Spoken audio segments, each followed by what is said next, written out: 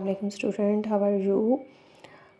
यहाँ पर 8th class का पास्ट पेपर 2022 टू 24 मैथमेटिक्स का सॉल्व करने जा रहे हैं, जिसमें सेक्शन ए को आज सॉल्व करेंगे।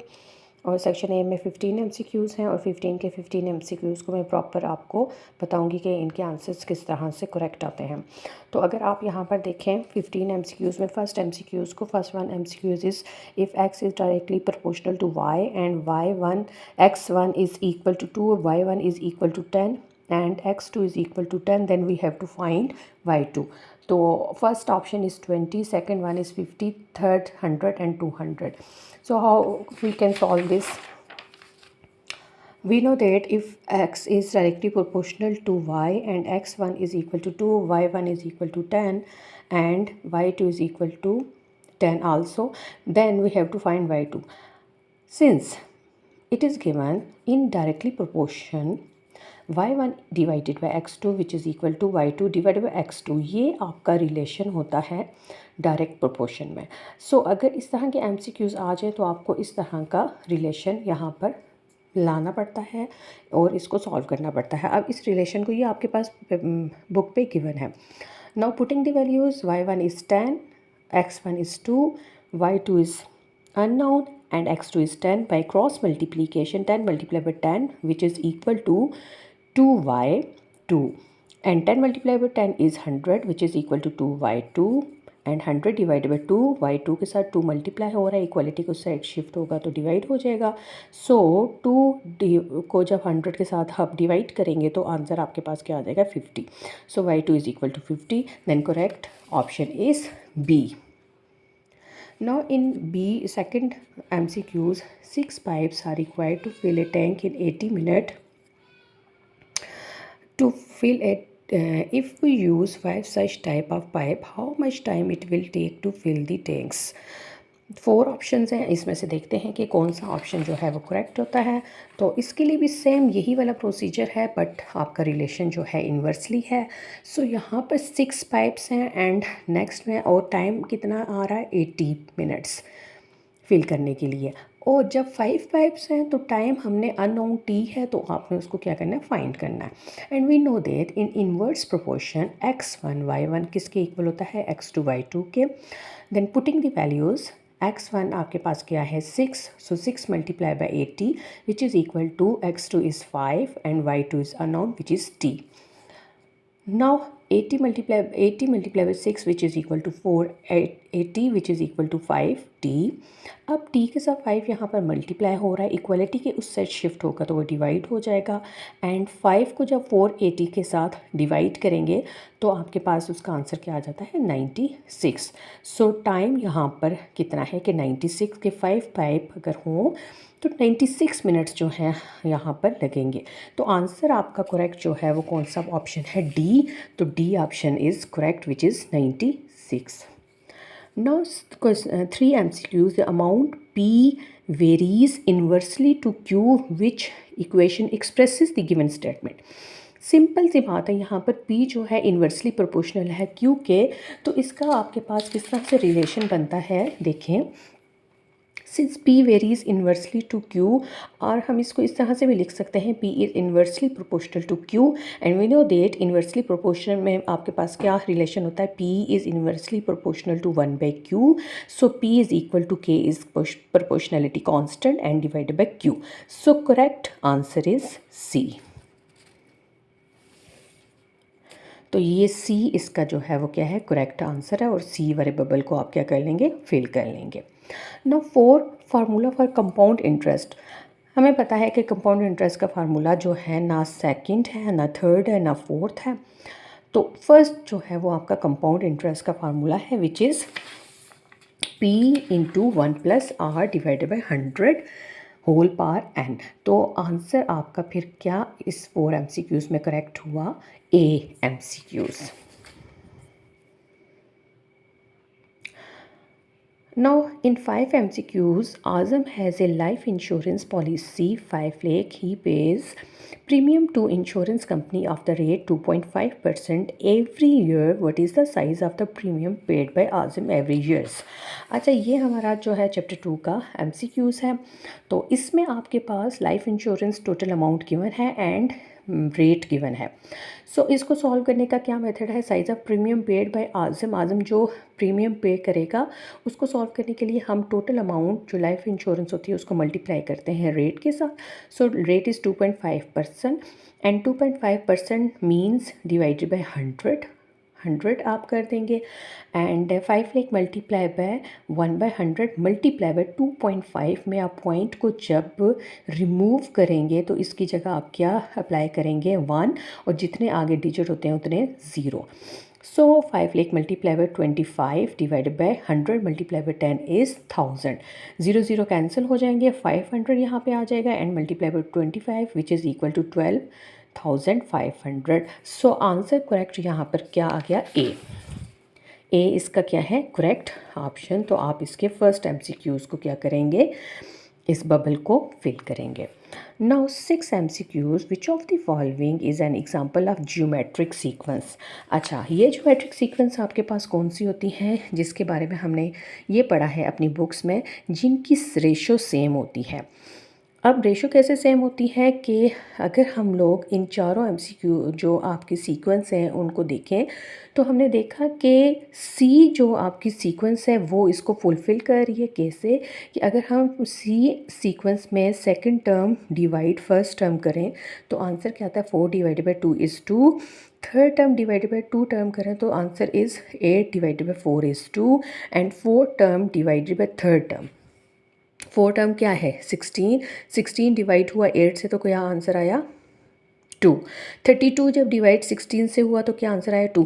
सो यहाँ इसकी रेशो इसकी सब की रेशो जो है सेम है और वो कौन सी रेशो है 2। तो इसलिए आपके पास क्या है, इसका करेक्ट ऑप्शन C है कि यही जो सीक्वेंस है वो क्या है ज्योमेट्रिक सीक्वेंस है। नाउ 7 आपके पास क्या है,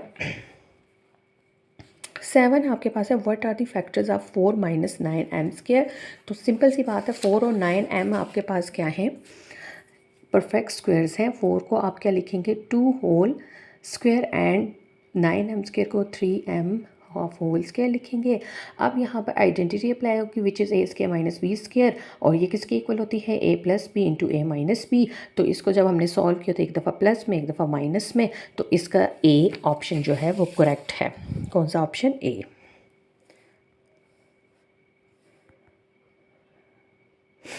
okay, next 8 the area of rectangle whose length and breadth are 3y and 9y square respectively is। We know that area of rectangle which is equal to L multiplied by B. So L is 3y, B is 9y square. Simply 9 को 3 के साथ multiply करेंगे 27 and y को y square के साथ multiply करेंगे। जब basis जो है सेम होती हैं तो इनकी पावर्स जो होती हैं वो क्या हो जाती हैं, ऐड हो जाती हैं। सो 1 + 2 27 इंटू y, इनकी बेसिस जो है वो ऐड होके 1 + 2 is 3 27y³। So answer correct answer is B। Now in 9 MCQs, what will be factors of x² plus 8x plus 12। और 4 MCQs आपके पास गिवन है। सिंपल आपने इनके फैक्टर्स को फाइंड करना है। फैक्टर्स को कैसे फाइंड करेंगे, पहले फैक्टर्स को फाइंड करने के लिए आप देखते हैं कि क्या ये दोनों जो हैं वो परफेक्ट जो हैं स्क्वायर्स हैं। हमें पता है x परफेक्ट स्क्वायर है but 12 is not a perfect square and perfect number. So इसका मतलब है इसके फैक्टर्स बनाएंगे। फैक्टर्स बनाने के लिए क्या होता है, फर्स्ट एंड लास्ट टर्म को मल्टीप्लाई करें एंड मिडल टर्म की जगह प्लस माइनस वो जो डिजिट्स आप सेलेक्ट कर रहे हैं अगर प्लस माइनस करें तो 8x आए। सो हमने क्या देखा कि 6x और 2x ये दो नंबर्स ऐसे हैं जिनको ऐड करें तो 8x आ रहा है एंड जिनको मल्टीप्लाई करें तो हमारे पास क्या आ रहा है 12x² आ रहा है। सो x² plus 2x plus 6x plus 12 ये आपकी इसकी फॉर्म बनी। फर्स्ट 2 टर्म में से आपके पास x कॉमन आया, लास्ट 2 टर्म में से 6 कॉमन आया, 6 2s आर 12। इन दोनों टर्म में से x प्लस 2 पेयर आपके पास कॉमन आया एंड रिमेनिंग यहाँ पर x और यहाँ पर प्लस फिर रिमेनिंग इज 6। सो आंसर आपके पास कौन सा MCQs आया, D इज़ करेक्ट ऑप्शन।